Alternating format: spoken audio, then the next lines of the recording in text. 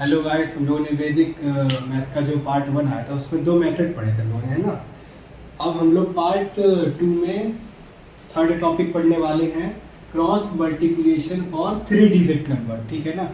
इधर फॉर लिखना भूल गए हैं, लेकिन चलो ऐसा होता है, जैसे 3 डिजिट ऊपर लिखा 3 डिजिट नीचे लिखा। तो हमारा फर्स्ट स्टेप क्या रहता है, पहले हम लोगों को ये मल्टीप्लाई कराना पड़ेगा। ठीक है ना। सेकंड स्टेप इधर से मल्टीप्लाई कराना पड़ेगा।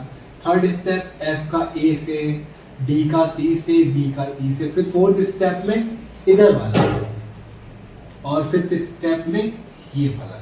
आ गया ना समझ में आपको? आ गया, वेरी गुड। चलो हम लोग एग्जाम्पल से समझेंगे तो ज़्यादा अच्छे से समझ में आएगा ना। देखो पहले हमारा क्या स्टेप था, ये वाला ना। चलो 6 7 का कितना होता है 42, यानी कि 4 हम लोग किनारे से बताया ना कि सब लोग वंस डिजिट रखते हैं, सेकंड डिजिट नहीं रखते हैं। सेकंड डिजिट मतलब 10 डिजिट। हाँ, अब फर्स्ट स्टेप हमारा हो चुका है। हम लोग सेकंड स्टेप में क्या करेंगे, 6 6 जा 36, 9 7 जा 63। टेबल तो आती है ना सभी को। हाँ, 6 कितना हो जाएगा 30, 6 4 10। तो इधर 3 हम लोग यहाँ पे रख देंगे और 10 कैरी। ठीक है। अब थर्ड स्टेप हमारा क्या है, 8 का 6 से मल्टीप्लाई, 8 का 7 से, 9 का 6 से लिखा है ना। ये बॉर्डर वाला हो जाएगा और ये आमने सामने वाले लग जाएंगे। 8 6 का कितना हो जाएगा 48, 8 7 का कितना हो जाएगा 8 से 56, 9 6 का कितना हो जाएगा 54, और इधर का 10 ही कैरी है ऊपर आ जाएगा। 6 4 10 18, एक कैरी, 5 5 10 15 16 8, इधर ये 16 कैरी आ गया। ठीक है। अब फोर्थ स्टेप क्या है, ये वाले मल्टीप्लाई कराएंगे। 8 9 जा, इसी के नीचे लिख लेते हैं 72, 8 6 जा 48, प्लस कर लो 6 2 8 2 16, 7 5 12 1 13, तो 6 13 फिर कैरी।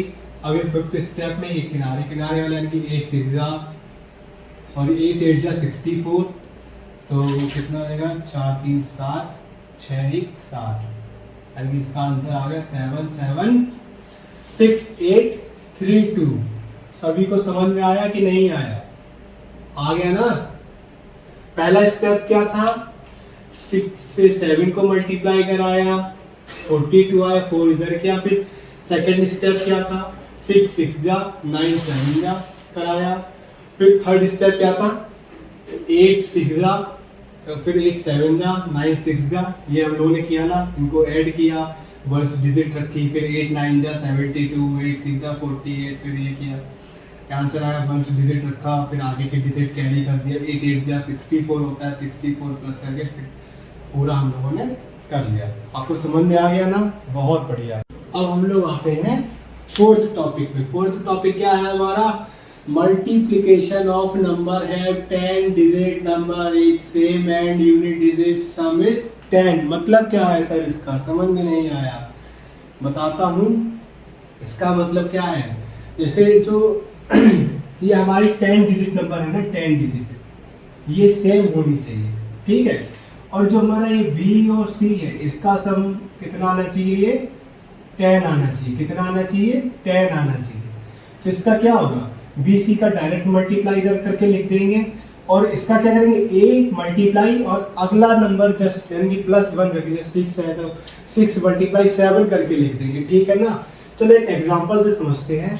क्या है इधर, बी प्लस सी का सम यानी कि 8 + 2 कितना है 10 आ रहा है कि नहीं आ रहा है? आ रहा है ना 10, 8 + 2 10 आता है। ठीक है, हमारी जो कंडीशन है वो वेरीफाई हो गई।